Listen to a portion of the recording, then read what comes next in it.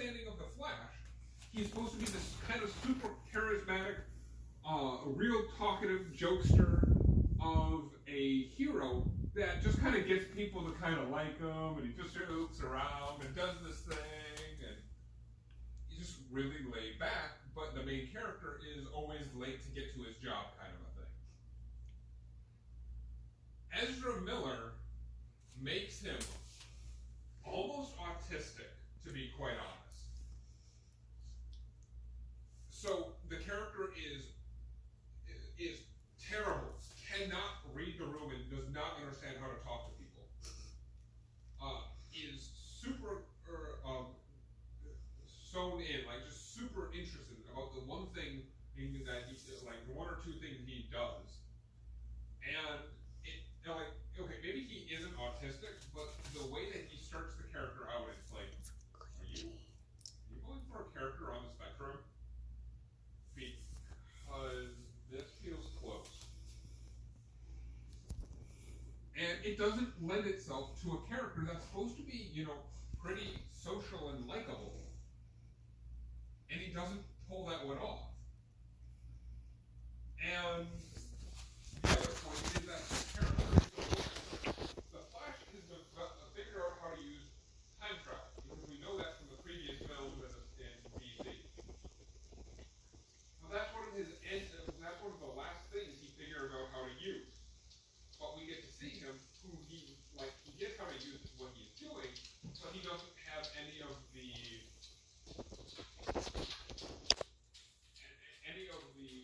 structure of to use it. Does that make sense? Like, kind of, yeah.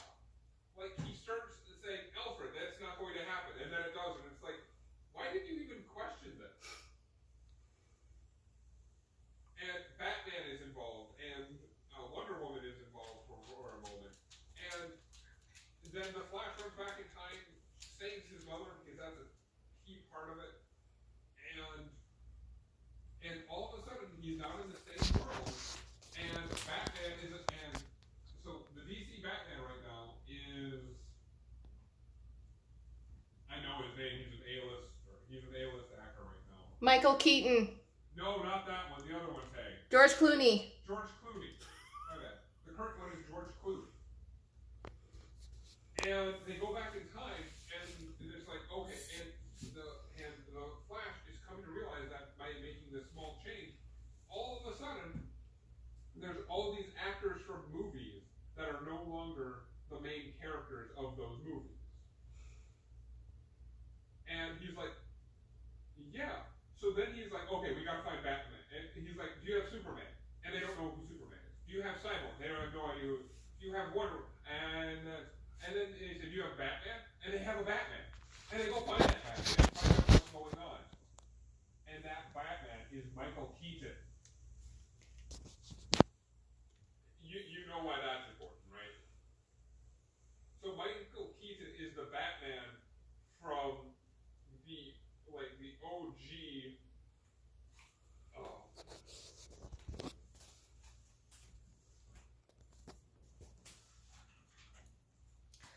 OG Batman, who co-starred with Jack Nicholson. Oh, it's the Batman with Jack Nicholson as the Joker. It's the 1989 one where he's in the really form-fitting suit that he can almost not even turn his neck kind of a thing. Yeah. Actually, if you image search Michael Keaton Batman, you'd see.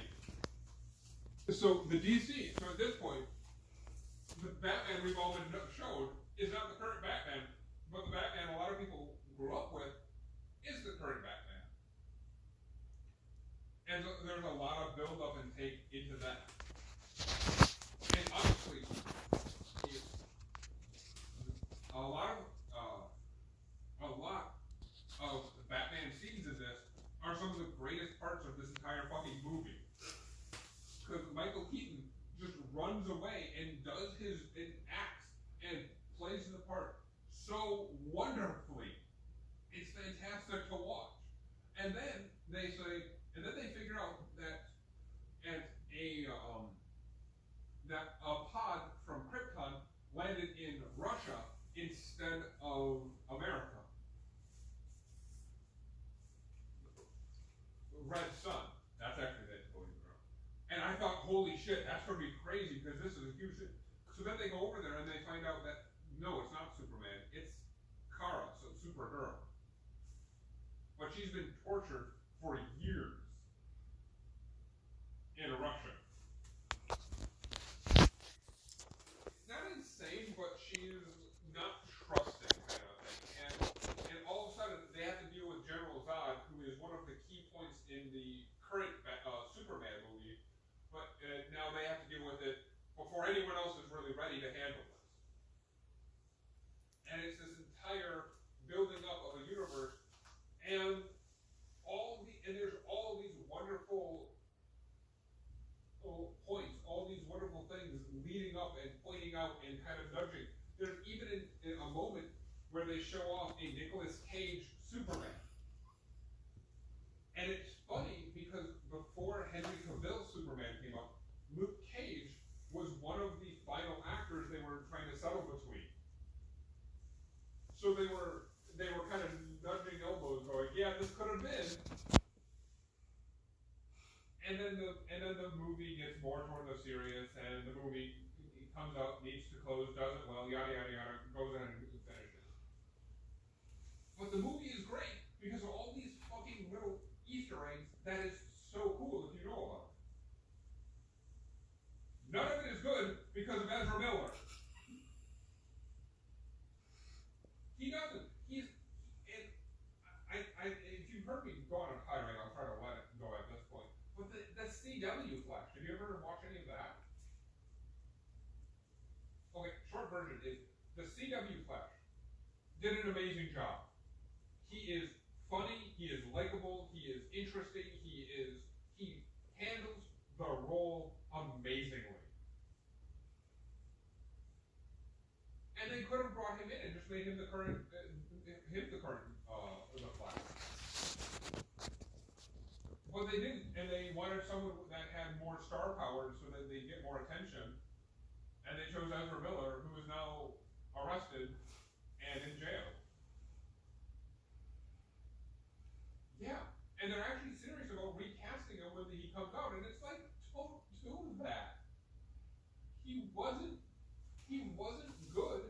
And actually, the interesting thing that I don't know how much you care about the DC universe, they are very likely using this movie to reboot the entire DC universe. So, right? Yeah. Well, the entire thing is that throughout the movie, you end up seeing 3 or 4 different types of Batman, played by different actors, and Ezra Miller is aware that these aren't the Batman he knows, and it's called attention to. And at the very end of the movie, there's the end clip that's saying, "Hey, it was really weird that I was in different universes, and they all have a different, and somehow for whatever reason, they're Bruce Wayne, but they don't have the same face." So they're likely using this as an explanation that when Superman comes in and he's not played by Henry Cavill anymore, his face changed too. If they want to reboot anyone at this point from anything that they had done previously,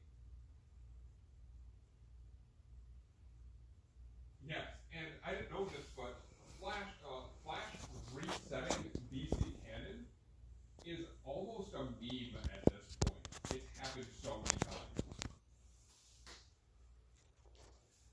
Yup.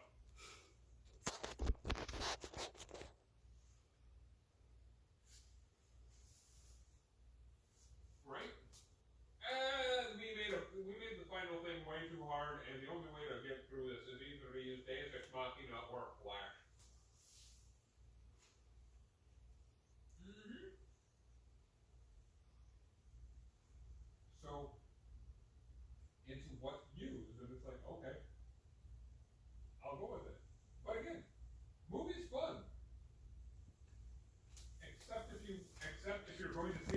titular character. That is not so. Yeah.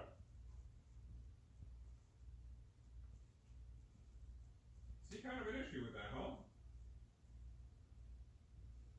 So the movie is either fantastic because you're letting yourself enjoy it and have fun with where it's going, or it's terrible because the entire point of this was to see the main character, and the main character is more of an engine to show off other shit.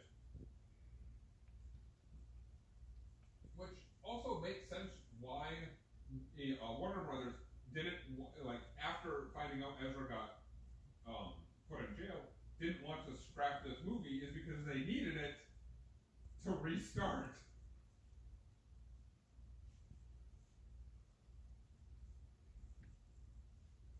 Yeah.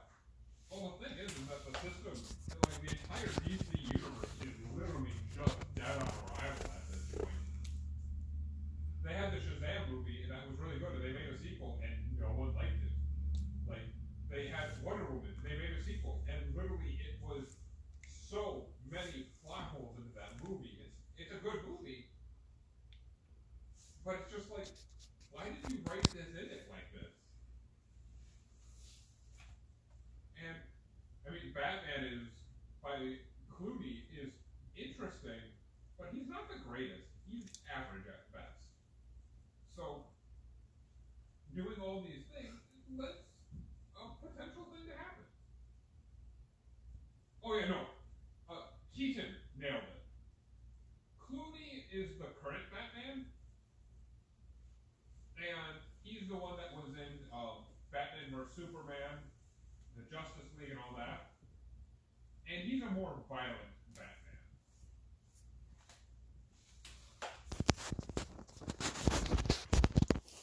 Martha.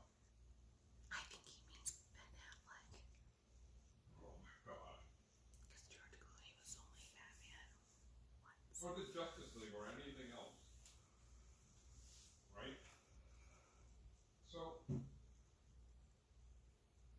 there's something here for this film, but not the main character.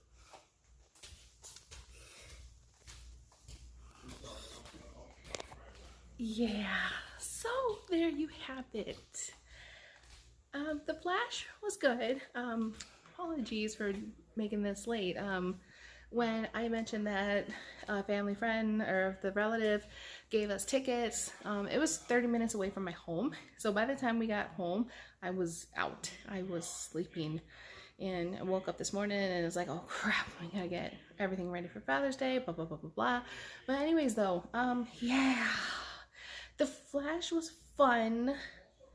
We did not care for any scenes with Ezra Miller in it. When he was in The Flash, it was okay, but as he mentioned, this movie was more for like putting out Easter eggs. This was such an Easter egg film. One part was when the Flash, when both Barrys went into the Batcave, to Michael Keaton's Batcave. The younger Urza pulled out like this little black bag, and he's like, "Hey, there's teeth in here." That was the Joker's Jack Nicholson role prop of the Joker with his laughing teeth. So there was like a whole bunch of Easter eggs. There were CGI effects with like the older characters. So like Adam West's Batman, the older Batman.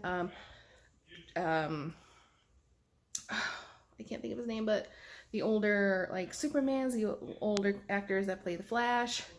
So it was fun to see those, but in terms of everything else, it was pretty difficult to kind of handle.